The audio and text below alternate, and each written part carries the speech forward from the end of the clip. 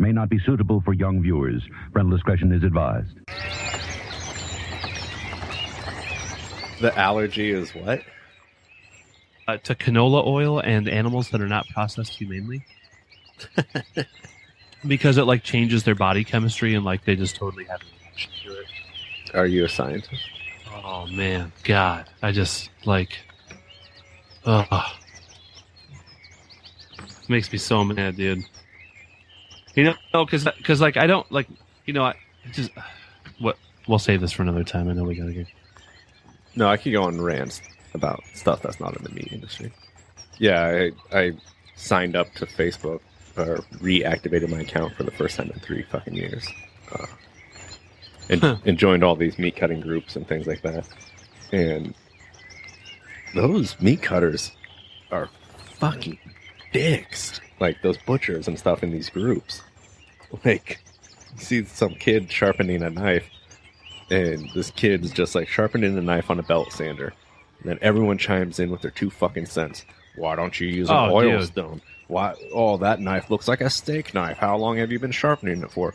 Then the worst is like, you got to make that dumb face while you're sharpening it. It's like, dude, it's like everybody has to feel like vindicated, like they want to be like the most special.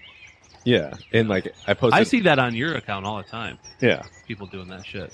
Yeah, that's why I don't know if people notice. I rarely post anything that shows any skill anymore, just because everything's so subjective, and I just don't care to explain anything.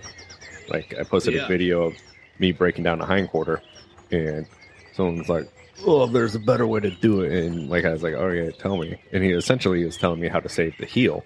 I'm like, do I want to explain to him that I know exactly how to do everything he's saying in my full background, and explain to him that I'm only using this for hot dogs and I'm a sausage maker now, and blah blah blah blah blah blah blah? Or should I just tell him to eat my fucking dick? Save the heel. Yeah, so I could get the velvet out. For what? Get that one steak out, the velvet. And the time that you're going to say that you're going to, I don't know, whatever. Well, then you're going to spend twice as much time trying to sell that fucking steak. Well, and then also, if I were to say any of that, it would all be misspelled, and then I'd just get trolled for that. So. In this episode, it's a Q&A. We're answering your questions. Good cutting enhances the quality of good meat. In his way, the meat cutter is an artist. Poor cutting results in an inferior piece of meat, regardless of quality. So today we're going to address some questions and some questions that you guys have sent our way. We're going to start with Justin the Butcher from Instagram. He asks, do you trim fully grass-fed beef down further over grain-finished? I find the texture of the fat to be dramatically different. What do you think, Travis? No. What I do is, a lot of times, is when I break beef, I'm doing it for a certain specification that it always has to meet. So I guess yes, but like in retail, no, I didn't. But what I do is I pretty much denude everything, have my fat in a lugger, and then put all my lean and plate meat in the lugger, see what my fat content is going to be at that point.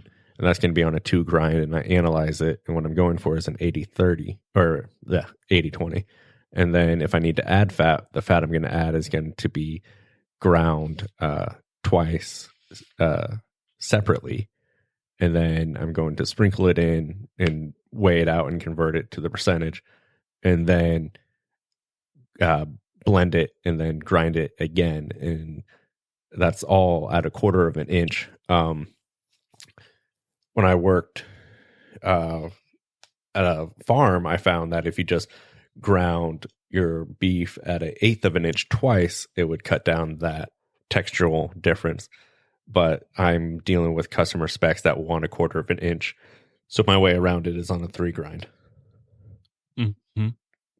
David, what about you? I think for me, it just depends on the condition of the carcass. Ultimately, we had Skagit Valley beef out in Washington, and she was 100% grass-fed, grass-finished, and her animals were, some of them looked like they were prime. Their super orange fat was just like butter. And of course, we trim it down to the same specification, but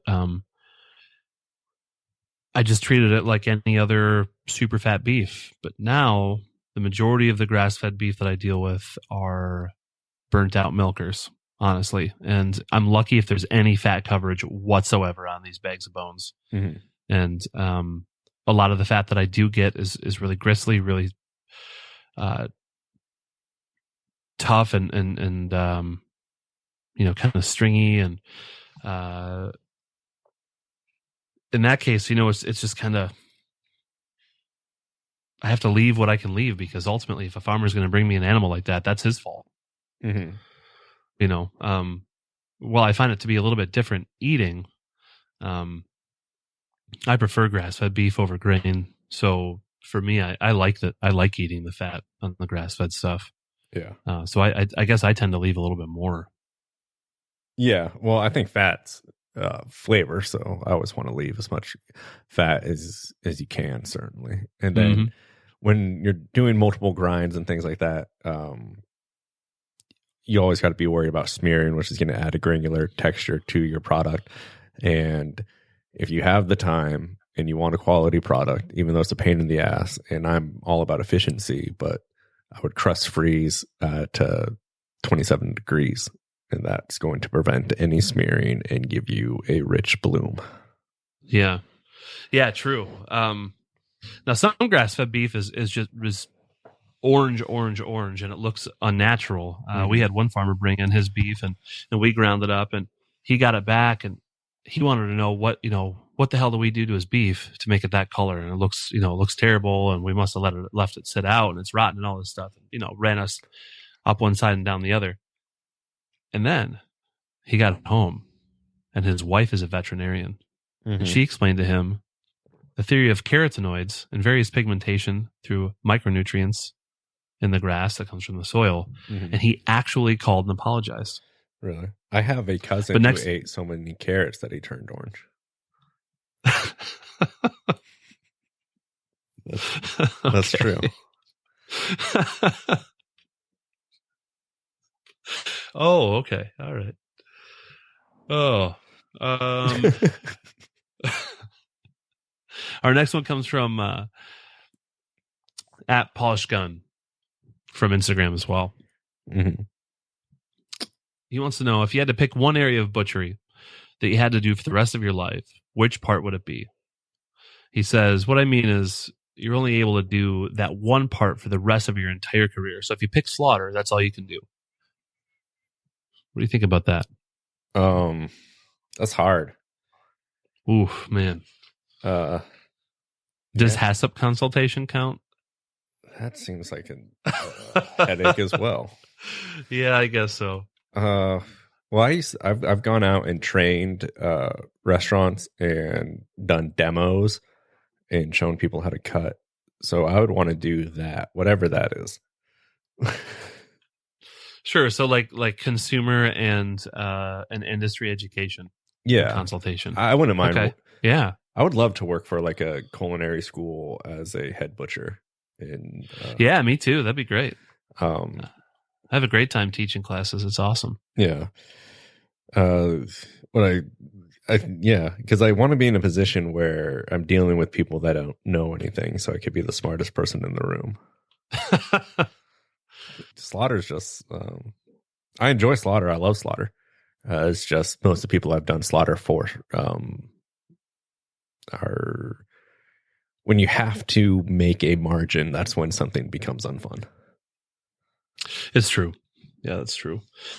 How about you, David? I think for me, I think consumer and industry education is something I really love. I love doing butchery classes. I like teaching cooks how to cut meat, because cooks are generally really enthusiastic and have a great attention to detail and learn well, I think.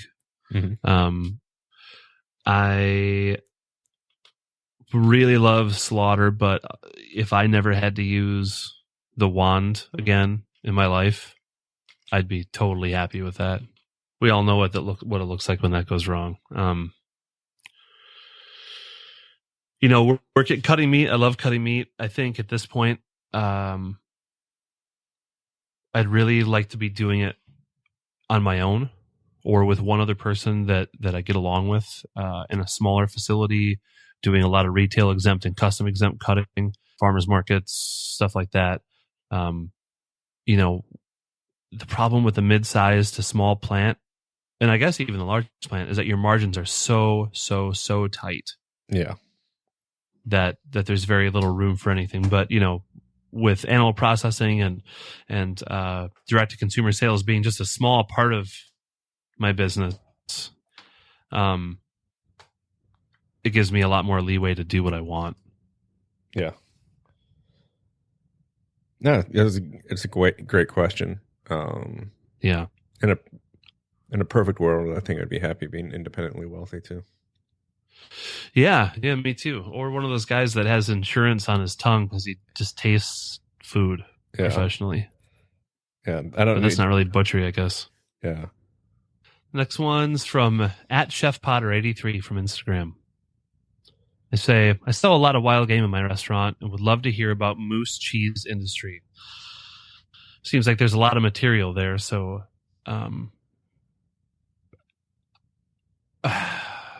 moose cheese is, I think, my only experience with that is that's something that you get moose cheese on your jock strap in the football locker room. That's the only thing I know about it. Yeah. I sure as shit don't want to pen up a moose and put it on a milker. I'll tell you that. Well, the whole idea of wild game in restaurants, that to sell to the public, that it has to be processed in a state or USDA inspected facility. If it's USDA, it's going to be under exotic animal exempt, which still means an inspector is going to have to be there on site, and it's still going to have a stamp of approval from state or USDA. The term wild is non-existent because these are farmed animals. They're all farmed. There's no regulatory criteria for wild. I know that about the quote unquote wild game industry at restaurants and things like that. You certainly can't go. I couldn't go and kill a moose and sell it to a restaurant. No, you couldn't. If you're a chef and you think you're serving wild boar on your menu, you're not serving wild boar at all. And the way to tell if you're serving wild boar is it musky.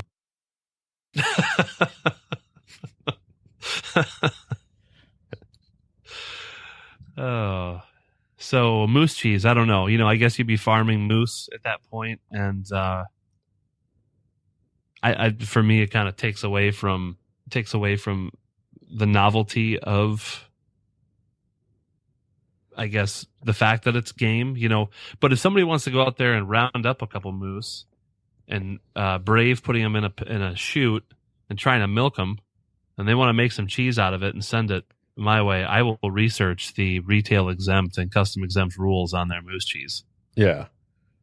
And also, I'm not going to tell you guys to do anything bad, but if you're selling wild game and you have a box from a supplier that sells you quote unquote wild game, which is raised, and then a farmer brings you stuff, just keep that old box around and say it came in that box. No one's going to check. Trust me, no one's going to check. Yeah, there's no paper trail. Yeah. And maybe there will be now. After all 4 million of our listeners have heard this, inevitably someone will be a health department official. Yeah. And then another thing real quick is I have killed north of 60,000 animals in my career. I have never been hunting. I have processed tons of game, but as far as I don't, I'm not a hunter. I don't know that side of the industry, but we want to do research for when game season comes around in the fall. We want to do a fish and game episode. So, yeah, hunting. I enjoy shooting. I enjoy marksmanship. Hunting for me, I don't have to because I raise animals. I raise vegetables. I'm wealthy in food, and so I don't have the need to hunt. But I do have relatives and family members and neighbors who, do rely on that for food. So those will be the people that I'll be talking to. Yeah. The fall time for our episode. Yeah, and there's a game shop that I've actually worked at, and David's done some work at, I believe. And I love cutting game. I love the custom exempt aspect of it. I love the fact that I could cut game at my house and I could sign off on hunters tags and things like that. And hunting is something I would actually like to do. I'm a big fisherman. I love bass fishing. I love smallmouth fishing. I live in an area of the country with the best seafood, I think, in possibly the world. Up here in the Pacific Northwest. And if you follow me on Instagram, every once in a while, I'll post about there's deers constantly in my house, not in my house, but around my property and things like that. It's something I would like to do, but time wise, I have a family, full-time job, and a podcast. Let's see. Next question is from Mostly Wild and Free at in Instagram. And they want to know, I wonder every time I break a beef sternum, why isn't there a market for bone-in brisket? Seems like a logical way to barbecue the whole muscle. Well, what do you think about that? Well, you got a lot of cartilage and you got a lot of that hard, waxy fat that's almost like suet on the inside there. I don't know how that's going to render out. It also seems like it may be difficult to cut. But if you have a retail shop, you can market anything, and what's going to tell you if it works or not if people are going to buy it. Yeah, my concern there is, so it's already a lower priced cut. It's a low and slow cut. It's not something you can just take home for, as a quick sear steak or something. You can't just whip up a brisket for dinner. And the people that do are sorely mistaken. I think that what would end up happening is the bone would drive the price down per pound, because the bone to muscle ratio there is so high. Look at beef shank. Look at how much bone is in that cut versus the muscle and the cartilage and all the things you have to break down. That's one of the cheapest cuts on the animal, and a lot of that is because your yield is so low. I think the yield on the brisket would be considerably. I mean, you get a more or less 100% yield on a good barbecue brisket, because you eat all the fat and it's part of the sandwich and part of the experience. But that bone, while it will, say if you were going to braise the brisket, help with a better broth, which would contribute to a better demi-glace further down the line, I think it would contribute to uneven cooking during the barbecue process, and it would really make it a much more difficult cut to cook. But again, I think a braised bone-in brisket would be pretty cool, and I think it would yield something nice. So I don't know. Why don't you try it out? And if anybody out there wants to try to smoke a whole bone-in brisket, I'd love to hear how that turns out. Yeah, and then let us know. And again, David talking about the margin on that you'd have to lower the price, but then with the weight of the bone, make up for that. And then the thing with shanks, and you see in these boutique shops, is these half Frenched, flipped inside out, fucking rosemary things. Oh, so if you could take your cross plate off and make that into your Denver steaks, and then end up with your cross ribs still on your brisket, and then take your brisket off and then stuff some shit in there and then tie it back on. Tie it back up and then French like the little where the sternum goes into the ribs. You could French those too. Yeah, a little bit. I'm saying, so you take your Denver or your cross plate and you sell in boneless, so you have those whole ribs still sticking out of your brisket. Oh man, that would just be precious. Someone do that. I'm going to do that next week. I think I could think of a certain butcher. Probably has already done that and has just a beautiful photo of it with some sprigs of thyme. Sprigs of thyme. That is now called the meat block cut. I invented it right here. You heard me. All right. What else do we got? Mostly Wild and Free also wants to know about beef sausage recipes and techniques. Add pork. Next question. No. Yeah, I don't know about all. I mean, I've had an all beef hot link down in Texas that was really good, but it still just doesn't quite have the texture as it does when you add the pork fat. Because what you need to get is good protein extraction, and you need to have myosin to bind it, and it's more difficult to get that in beef. A way to kind of achieve that is adding maybe a little bit of semi-emulsified shank in there to help with the binding in your grind. Then you're at risk of having a smeared product, but it will make it bind better. You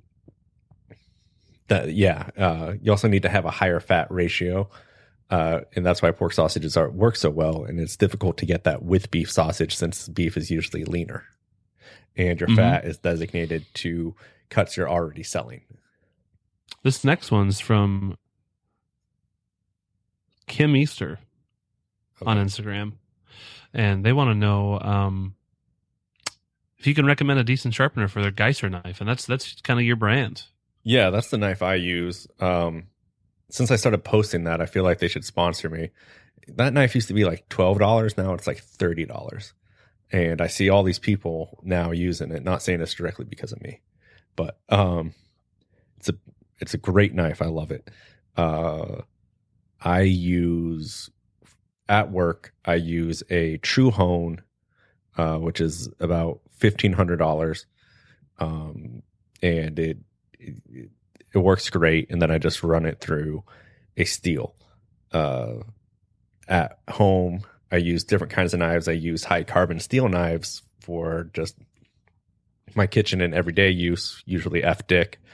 And I use a tri-oil stone. And because I have a little bit more time, or it allows me to make up an excuse to get away and sharpen my knives. And the Geyser, is that stainless? It's stainless. I don't know if it's high carbon, but it has like a little bit of flex in it. Yeah. I recently, wanted to order some of the F-Tech boning knives through my work because they get bulk orders from Ultrasource, and they had a deal on the 5-inch semi-flex and stiff boners. And so, I said, hey, can I piggyback on your order so I can save on shipping? Because that's where Ultrasource gets you, is on the fucking shipping. The boss says, yeah, no problem. So the other people, caught wind that I was ordering some knives, and they all wanted to order them too. And they wanted to try this one that I use because it's got the colored handles. And they think that looks fancy and all this shit, right? Well, everybody there uses stainless Victorinox or Dexter knives, which, they're great. If that's what you like.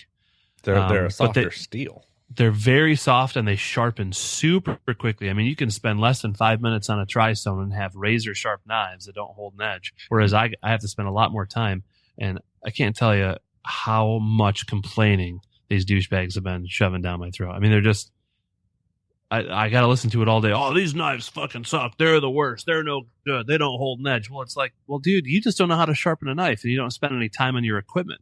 Yeah. And everybody just expects to show up to work and spend 2 minutes on a tri-stone and have a sharp knife, and people just don't like to take care of their equipment. I've used Victorinox, I've used Dexter Russell, I've used F-Dick, Fleischer, all these brands, and it all depends. Yes, if high carbon steel is harder because that carbon in it, and that is going to, to get a quick edge on it, you're going to need mechanical assist sharpening. And F-Dick makes a water sharpening system, which is about like $2,000, and it has. I've used it. We had it at a plant I work at, and it is quick. It takes less than 20 seconds a knife, and it puts such a sharp edge on it with a rosin bar that polishes it that you could cut through fucking time itself. Wow. And I'd like to see that sometime. I want one. I can't justify getting one because of the price. No. And then, yeah, so I always recommend, if you're on a kill floor, use Victorinox. If you're because what's going to dull out your knife is going to be cutting through that hide, getting through that cartilage, and things like that. The hair stuck on your blade when you go and steal your knife is going to make it duller. Because a lot of people on kill floors just steal their knives to get their blade clean, not to put an edge on it. Yeah. And then use high carbon steel in processing. Yeah, I agree. I use the high carbon steel on both the kill floor and the cut floor, but in doing so, I have to have one boning knife that's specifically for breaking shanks and going through, hog sternums and popping H bones, and one that's strictly for hide work. Mm-hmm. Because there's no way that, once one of those goes dull, it's very difficult to bring it back with just a steel. How many knives do you have in your scabber? Too many. I know. Sounds like it. Three currently. Three on the kill floor, 2 on the cut floor. Okay, that's fine. You're allowed to have that. 3 in the cut room. Even though I use 3 in the cut room, I shouldn't. I should actually just get a 10-inch breaking knife and get rid of 2 of my knives. But yeah, slaughter. I would recommend a 5-inch boning knife that's slightly curved towards you or straight, because when you seam out animals, if it has any concurve, it's going to cut into the meat. And then, I do everything with a lamb skinner. I don't like beef skinners. Yeah, same here. All right. Should we do any more? Or I think that's it for today. But at Seth Herring, your question on religious slaughter, we are going to get to it. We just need to do a little bit more research. I usually slaughter in the name of Satan. That's it.